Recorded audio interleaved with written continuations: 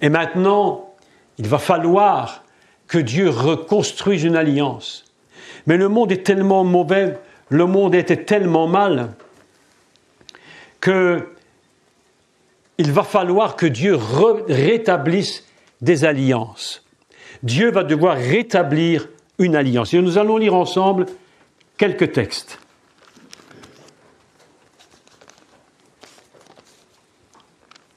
Et la première fois une des premières fois que le mot alliance apparaît dans la Torah, c'est avec l'arche de Noé.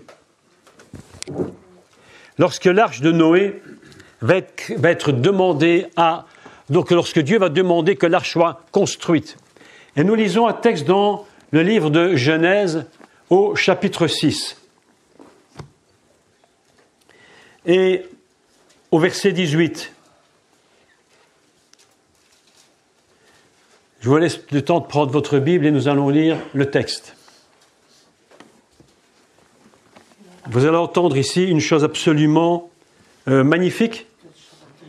6, 18. Et je lis. Donc on est dans le récit de Noé. Au verset 14, Dieu lui dit « Fais-toi une arche de bois, de gopher. » Je ne rentre pas dans les détails ici, c'est trop compliqué. Et au verset 18, il dit, lisons 17, « Et moi, je vais faire venir le déluge, on appelle ça le Maboul. Pas Maboul.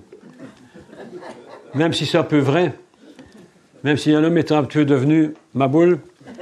Maboul va produire le mot Bavel, que nous avons traduit par Babel, la tour de Babel.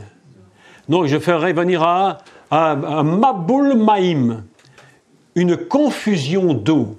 On a traduit ça en français le déluge, mais le texte exact devrait dire une confusion d'eau. L'eau qui normalement ne doit pas être confuse et qui doit être la source divine, Dieu va la donner pour un temps en confusion. Vous imaginez?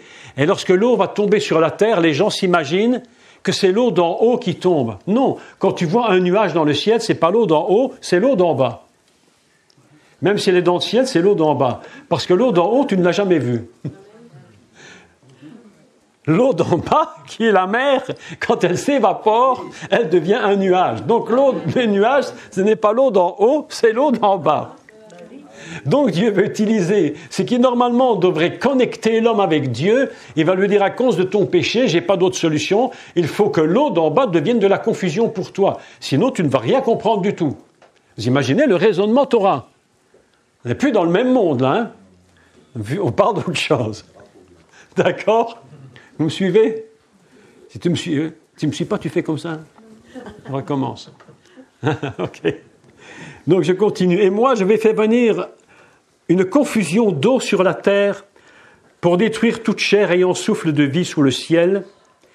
Tout ce qui est sur la terre périra.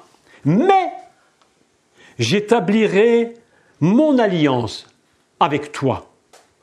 Mais j'établirai mon alliance avec toi. Et la première fois que le mot alliance est dans la Torah, c'est en relation directe avec « tu entreras dans l'arche ». Donc, la première alliance, c'est l'arche. Voyez? Donc, pour que vous sachiez que l'arche... Mais un jour, j'aurai l'opportunité de vous expliquer en détail ce que c'est l'arche de Noé, parce que ce n'est pas du tout ce qu'on croit, c'est qu'une histoire complètement différente de ce qu'on imagine. Et il dit, voilà, je fais une alliance avec toi, et la première fois que je fais alliance, je connecte avec l'arche. Tu rentreras, toi, ta femme, tes 3 fils et leurs épouses, ils étaient 8 si je ne me trompe, quand ils seront rentrés dans l'arche, plus les animaux purs, 7 couples d'animaux purs, puis les impurs, etc. Je ne rentre pas dans le détail, c'est pas le problème. Nous parlons d'alliance. Autrement dit, la première fois que Dieu parle d'alliance, c'est avec Noah, au moment où il va devoir être sauvé. Il n'y a pas de salut sans alliance. Pas de salut sans alliance. C'est pourquoi, lorsqu'on parle du bois de gopher, il faut lire un autre mot en français traduit. Le mot est traduit juste et bien. Le mot qui est utilisé est la poix qu'on va mettre, la poix qu'on va enduire sur le bois pour pour que l'eau ne rentre pas à l'intérieur et les tue, c'est le mot qui vient de la racine de Yom Kippour. Le pardon. Donc tu comprends que lorsque tu rentres dans l'arche est recouverte. Et la Bible et la Torah nous enseignent à l'extérieur, Mébaït à l'intérieur. Le pardon couvre l'extérieur et l'intérieur de l'arche. C'est l'alliance. C'est pourquoi la première alliance que Dieu fait, il dit, mais moi, j'établirai Briti. Briti, ça veut dire mon alliance. C'est pas l'alliance de Noé. C'est l'alliance que Dieu lui-même avait prévue. Et vous savez d'où vient la première alliance que Dieu donne ici? Elle vient de là. C'est parce qu'elle était en haut dans le ciel qu'il peut la redonner sur terre. Vous comprenez le système? C'est pas trop compliqué? C'est pas trop compliqué? Je suis en train de m'inquiéter sérieusement. Je m'inquiète sérieusement. Ah là là. Bon. Il faut quand même dire les choses. Bon, écoutez, on peut toujours dire la même chose, mais on n'avance pas. Donc même si c'est un peu compliqué, même si c'est un peu de l'algèbre, on va essayer d'aller quand même de comprendre. C'est pourquoi j'essaie d'expliquer avec des mots plus simples les choses. Première alliance, une alliance éternelle. C'est pourquoi Dieu peut l'utiliser. S'il n'y avait pas d'alliance là-haut, au commencement, il n'y aurait pas d'alliance par la suite. Dieu savait qu'il faudrait l'alliance pour sauver le monde, qui allait tomber dans le péché. C'est pourquoi le monde est bâti sur ce principe. Et voilà que Noé entend la voix. Je fais avec toi, mais j'établis. Mais j'établis. C'est Dieu qui dit, je place, je fonde mon alliance avec toi. Et tu rentreras dans l'arche. Première alliance, on rentre dans l'arche. Je voudrais vous expliquer maintenant des choses absolument formidables. Le mot « alliance » dans le chapitre 9 de Bereshit. Ça va? Dans le chapitre 9 de Bereshit, le mot « alliance » est repris combien de fois? Dans le chapitre 9, Bereshit, le mot « alliance » est repris combien de fois? Dieu parla à Noach, au chapitre 9, verset 8. Dieu parla encore à Noach et à ses fils en lui disant, « Voici, j'établis mon alliance. » Briti. Et le mot « alliance » est repris 7 fois dans cette section. Comme si Dieu voulait nous dire, 7 fois l'alliance, c'est le recommencement de tout. 7, c'est le chiffre qui nous montre la création. La création fondamentale. Et il dit, par 7 fois, je te dis, je ferai mon alliance avec toi. Versets 9, 11 et 15, il va dire par 3 fois, Briti, mon alliance. Et puis une chose très étonnante, au verset 13, il va dire, cette alliance, ce sera le signe. On appelle ça Hot Habrit, le signe de l'alliance entre moi et la terre. Il va d'abord faire une alliance. Il dit à Noé, je vais faire alliance entre moi et la terre afin que cette terre ne soit plus détruite. Puis, au verset 16, il va dire quelque chose de tout à fait surprenant. Il va dire, au verset 16, je fais avec toi, je cherche le verset, l'arc sera dans la nuée, je le regarderai, je parlerai après de l'arc, sera dans la nue, et je le regarderai. Vous imaginez une chose? Hier, tu nous as fait montrer, tu nous as appelé, tu as dit, venez voir un arc-en-ciel dans le ciel. L'arc-en-ciel était juste à cet endroit-là. Je vais vous dire ça. Tu l'as regardé, je l'ai vu. Avant que tu l'aies vu, Dieu le regardait. Oui? Dieu le regardait avant toi. Et c'est pourquoi il est écrit. Donc, à quel verset j'ai dit? Au verset 16, oui.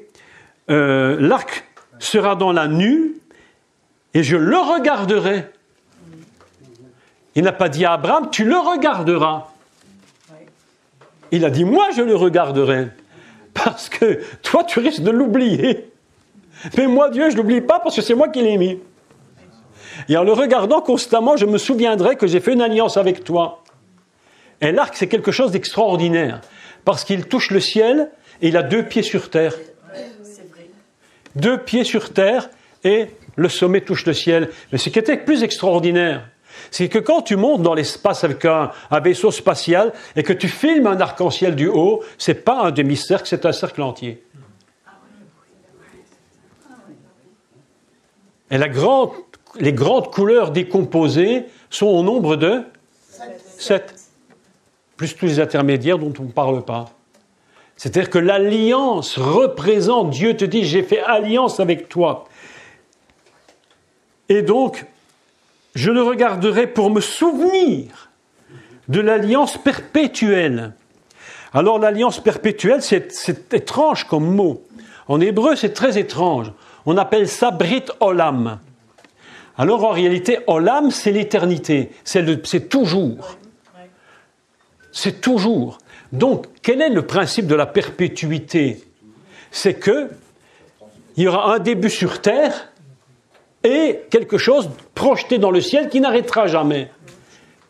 Alors c'est très surprenant puisque nous apprenons une chose, c'est que l'arche sur la terre, elle est limitée dans le temps.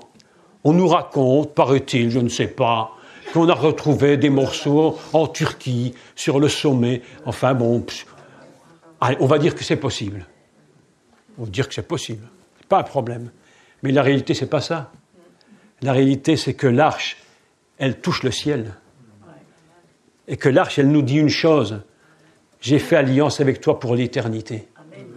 L'arche de Noé, c'est pas pour sauver seulement 8 personnes sur la terre. Hein. C'est pour sauver l'éternité. L'humanité entière. Un jour, je vais prendre du temps pour vous passer quelques jours avec vous, parler de l'arche. Parce que vous allez voir comment c'est extraordinaire. Je vous dis juste un truc en passant, que l'arche de l'Alliance sur la décode en hébreu moderne, ça va nous donner une expression française que tous vous connaissez. Écoutez bien, parce que c'est absolument extraordinaire. Ça s'appelle une boîte aux lettres. Oui, oui. Parce que la racine du mot produit kotev, qui veut dire écrire. Et ça produit le mot teva, tevat. C'est-à-dire que l'arche de l'Alliance, en réalité, c'est la lettre écrite de la main de Dieu pour sauver l'humanité. On fait un petit peu d'hébreu pour expliquer. Grosso modo les choses. Ça vous paraît une énormité, mais c'est parce que il faut que notre tête rentre dans les secrets de Dieu. Parce que quand on a posé la question, vous savez, c'est étrange, mais quand les disciples sont venus voir Yeshua, ils lui ont dit, qu'est-ce qu'on doit faire, qu'est-ce qu'on doit faire? Ils auraient bien voulu entendre Jésus peut-être leur dire, faites-vous une arche. Jésus leur a dit, non, c'est pas ça qui est important. Ce qui est important, c'est que vous connaissiez le Fils, celui que le Père a envoyé. Et je vais vous dire un secret, vraiment un vrai secret, c'est que le mot arche, il a 2 façons de l'écrire dans la Torah. Il y a 2 arches dans la Torah. Vous saviez ça? La première s'appelle Tevat, dont la valeur est 10, le nom divin. La deuxième, c'est Teva, avec un He, le souffle de Dieu. Quand c'est au ciel, c'est Tevat, quand c'est sur terre, c'est Teva. Et Dieu dit, fais-toi une Tevat. Il dit à Noé exactement ce qu'il a dit à Moïse. Monte sur la montagne et va voir le modèle. Le modèle de l'arche sur terre, il est d'abord là-haut. Mais pourquoi est-ce qu'il fait une Tevat? Pas parce qu'Israël n'est pas encore en place. Il va falloir qu'Israël soit là pour donner la loi. Donc cette image, ce n'est pas le sauvetage d'Israël, ce n'est pas le sauvetage par l'alliance avec Israël, même si c'est vrai en partie, mais c'est le sauvetage de toute l'humanité. C'est ça la réalité. Mais nous sommes dans la joie parce que nous apprenons que ce texte a été donné à Moïse, qui était juif. Donc, vous imaginez un peu la dimension de la parole de la Torah. Donc, cette foi, 7 fois. Et puis là, au verset 17, nous apprenons encore une chose en plus sur l'alliance. La première fois, l'alliance était faite avec la terre. La deuxième fois, il dit, ce sera un signe de l'alliance entre moi et toute chair. On a donc une alliance divine absolument extraordinaire. C'est qu'il va sauver la terre et il va sauver la chair. Et cela est absolument fabuleux parce que lorsque viendra le temps de Pessah, avec, si vous voulez, ce qu'on appelle le Seder, le repas de Pâques, il y a les deux notions qui interviennent. Il y a la chair et il y a les fruits de la terre. C'est ainsi que tout est contenu dans un seul récit qui est absolument basique. Vous savez, communément, sincèrement, quand on parle de l'arche de Noé, quand on parle de Noé, qu'est-ce qu'on pense?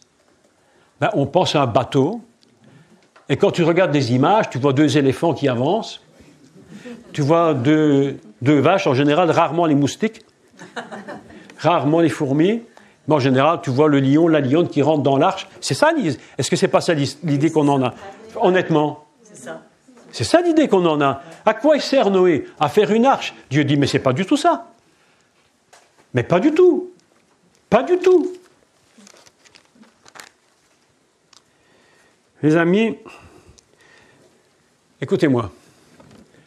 Je vais vous donner quelques petites informations qui vont vous intéresser. Noé a vu un papa. Comment il s'appelait le papa? Lémer, qui est l'anagramme de Meler, qui signifie le roi. Mais c'est voilé dans la Torah. Le papa de Noé était voilé. C'est un code voilé. Lémer, en réalité, c'est Meler. À quel âge il est mort, Meler? Lémer. À quel âge est mort Lémer? 777. 777. C'est un code. C'est incroyable, non? C'est surprenant quand même. Et le papa dit, mon fils, il va faire un bateau. Mais pas du tout. Mais c'était même pas dans la tête du père. C'était même pas dans la tête de Noach. Il a dit, je vais l'appeler Noach. Parce que j'ai une bonne raison de l'appeler Noach. Parce que dans la Bible, les noms ne sont pas des prénoms, c'est des codes. Oui. Et que signifie Noach en hébreu? Le repos. Lémer, âgé de 182 ans, engendra un fils. Il lui donna le nom de Noach en disant, écoutez ce qu'il dit, en disant, celui-ci nous consolera, c'est donc un consolateur, consolera de nos fatigues du travail pénible de nos mains, provenant de cette terre que l'Éternel a maudite. Donc on est dans le stress et dans l'angoisse, il faut trouver une solution. Et Lémer se dit, j'ai un fils. Il regarde, et il ne s'appelle plus Lémer, il s'appelle Meler, le roi. Il dit, je vais lui donner un nom, Noach, le repos. Mais plus formidable encore que tout, quand tu retournes le nom à l'envers, Noach, tu retournes son nom, tu trouves un autre mot hébreu, qui est reine.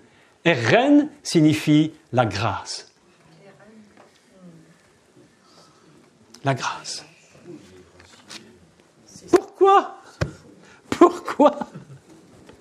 Pourquoi Dieu, il va dire une chose formidable, il va dire, oh non, écoutez, vraiment c'est formidable. Hein? Alors je cherche mon texte. Il voit Noach et il dit vraiment, Dieu regarde Noach, et la Bible nous dit de Noach, et Noach trouva grâce. Pourquoi est-ce qu'il trouve grâce?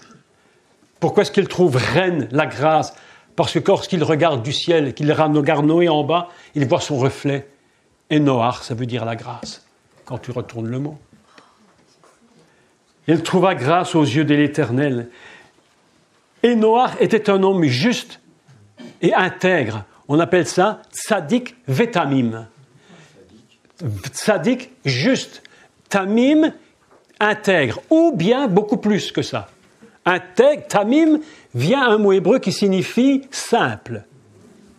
Quelqu'un sans complication. Vous avez vu comme le monde n'est pas tamim? Vous avez entendu les infos, quelles complications?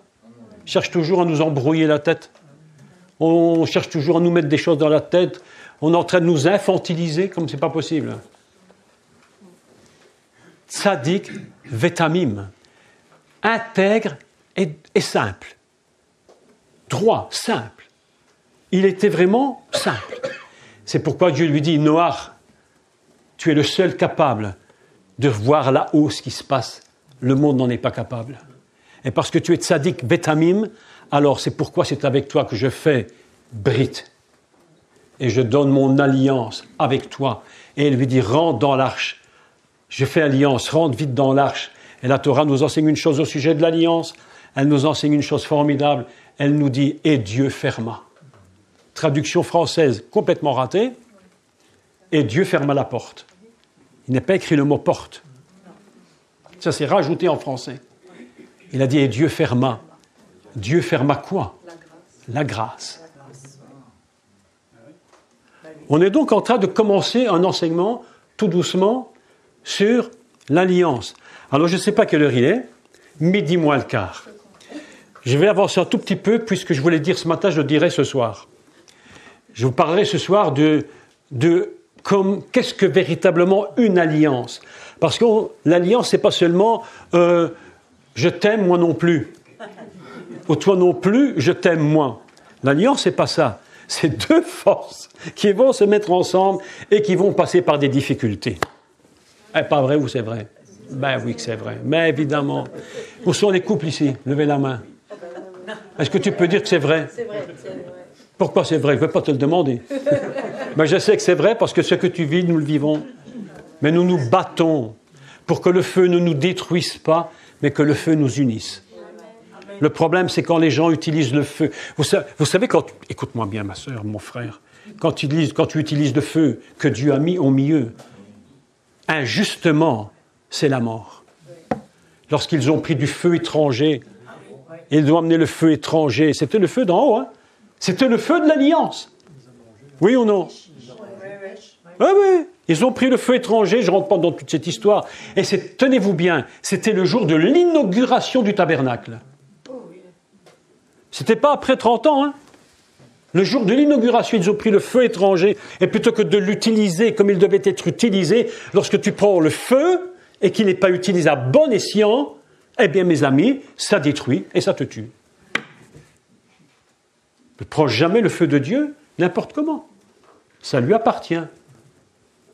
Tout ce que tu vois ici-bas n'est que l'image de là-haut. Ce n'est que l'image de là-haut. D'ailleurs, l'apôtre Paul l'a bien dit, nous voyons comme dans un miroir. Mais un miroir a une chose particulière. Mon frère, je le vois avec ses grands yeux qui me regardent. Ah, il a beau sourire. Mais le miroir a quelque chose de très particulier. Je ne sais pas si vous avez remarqué. Quand tu te regardes dans un miroir, ton côté gauche devient ton côté droit. Oui. Tu te vois toujours à l'envers. Moi, je ne me suis jamais vu à l'endroit. J'ai 68 ans, je me suis toujours vu à l'envers. Là, je ne me vois pas. Toi, tu me vois à l'endroit, mais si je mets un miroir, je me vois à l'envers. Ça veut dire qu'il y a quelque chose qui se produit là-haut. Et c'est la raison pour laquelle nous pouvons lire la Torah à l'envers, pour comprendre ce qui est à l'endroit. Alors, le système évangélique, chrétien, traditionnel, voilà. Mais de temps en temps, il faut laver le miroir, c'est vrai, mais enfin bon. Mais de temps en temps, beaucoup de gens n'arrivent pas à comprendre ce que j'explique, c'est vrai, parce qu'ils n'ont pas une ouverture dans la notion hébraïque des choses. Et ils ne comprennent pas cela. Ils disent comment on peut lire la Torah à l'envers, comment on peut lire des anagrammes, est-ce que vous savez que lorsqu'il est écrit, je vais vous dire le mot ici, très intéressant, lorsqu'il est écrit, voici les origines des cieux et de la terre, lorsqu'ils furent créés, Baï Baram, lorsqu'ils furent créés, Baï Baram, en hébreu on dit, lorsque tu regardes le mot dans le miroir, c'est plus Baï Baram que tu lis, c'est en Abraham. Oui.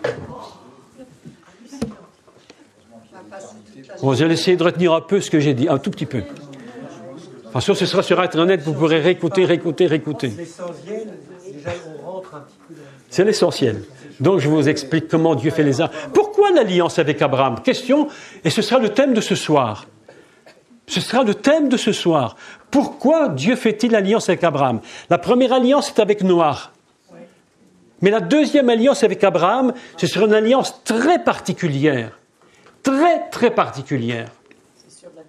Pourquoi? Mais mes amis, parce qu'Abraham, avant d'être sur terre, il était déjà conçu dans le ciel. Mais oui, quand tu vois Adam sur terre, avant d'être sur terre, Adam était déjà dans le ciel, il connaissait déjà. Je vous donne des explications un peu superficielles maintenant, mais il faut absolument que je vous explique tous ces secrets. On a encore combien de cours après celui-ci? 4 fois. Donc j'aurai le temps de vous expliquer quelques secrets en plus. Donc nous nous trouvons dans des textes incroyables. Je vous ai dit tantôt que Moshe se trouvait dans le mot Hachamaïm, les cieux. Et c'est pourquoi Dieu lui dit, tu seras Dieu pour Aaron. Parce que quand tu retournes, tu mets Moïse dans le miroir, eh bien il change de nom, il devient Hachem. Et Hachem, c'est le nom de Dieu. Et c'est pourquoi Dieu lui dit, tu seras Dieu. Mais Moïse n'est pas Dieu. Mais il dit, mais quand je retourne ton nom, tu es Hachem. Donc tu es le nom, et c'est pourquoi il dit à Aaron, mais Aaron, il sera ton prophète. C'est pourquoi c'est Moïse qui entend, et c'est Aaron qui parle. Ça s'appelle comment ça, Thierry? Des alliances. Ça s'appelle des alliances. Alléluia. Je mettrai l'arc dans la nuée. L'arc dans la nuée. Laissez-moi vous dire quelques mots pour clôturer ces 10-15 minutes. Comment dit-on l'arc en hébreu? Keshet. Kof, Shin, Tav. Keshet. Écoutez bien. La valeur de ce mot, si on le pèse, je ne dis jamais autre chose que peser parce que c'est toujours discuté. Mais le poids, comme je vous expliquais, les poids des mots ont des poids en hébreu, des poids. Comme ça ici, c'est un poids. Les mots, le spirituel a un poids et une mesure que nous mesurons maintenant. J'ai calculé le poids de Keshet. Sa valeur est de 800. Déjà, c'est extraordinaire parce que 8 représente l'éternité. Et j'ai trouvé 2 autres mots qui ont un poids égal à Keshet. Et le premier, c'est Tsarftira. Tsarftira. Valeur 800. Équivalent. Et que veut dire Tsarftira? Éprouver, affiner. À chaque fois que je ne rentre pas dans tout ça, mais à chaque fois que tu verras l'arc dans la nuée, c'est parce que j'ai décidé de t'éprouver et de t'affiner. L'alliance que Dieu fait avec nous, c'est pas pour nous faire l'alliance, pour faire copain-copain. Beaucoup de gens font copain-copain avec le Seigneur. Non, non. L'arc dans la nuée a la valeur qui te dit, je vais t'affiner et je vais t'éprouver. Lorsque tu vois l'arc dans la nuée, tu sais que l'épreuve est passée. Et tu sais que Dieu est en train de t'éprouver. C'est la valeur du mot. 800. Deuxième mot qui vaut 800, mon frère. Très intéressant celui-là. Écoutez-moi bien. Shoresh, qui signifie la racine. Quand tu vois l'arc dans la nuée, tu sais que Dieu va t'éprouver, qu'il va t'affiner, et elle te dit, mais c'est pas n'importe comment que je vais le faire. C'est par la racine d'en haut. C'est pourquoi l'arc touche le ciel. Parce que la racine la racine divine touche le ciel. La racine terrestre touche la terre. C'est pourquoi les arbres ont des branches au-dessus et des racines en bas. Et c'est pourquoi, dans le Gan Eden, il est dit qu'il y a un arbre dont la tête est au ciel et les pieds sont dans le sol. Et ça s'appelle comment? Dieu dit, à chaque fois que tu verras l'arc dans la nuée, tu sauras que c'est pour t'affiner et pour t'éprouver et que je te garderai dans la racine. C'est ça que ça veut dire. Je voudrais vous lire 2 textes. On va terminer bientôt, ne vous inquiétez pas, on va terminer. Job 23, 5. Ça va, c'est pas trop dur? Non. Il ne faut pas vous endormir. Hein. Si j'entends un ronflement, je m'arrête. Job 23, 7. Écoutez ce qu'il dit. Je vais vous dire pourquoi je lis ce texte. Parce que ce texte, quand vous le comprenez en hébreu, je ne vais pas tout vous le lire parce que c'est trop long. On ne peut faire ça que dans une école qu'on appelle des yeshivas, des écoles très particulières, où nous décodons chaque mot, chaque lettre. Je vous lis et je vous dis ce que ça veut dire. Ce verset que je lis, Job 23, verset 5. Job 23, verset 5. Je connaîtrai ce qu'il peut avoir à me répondre.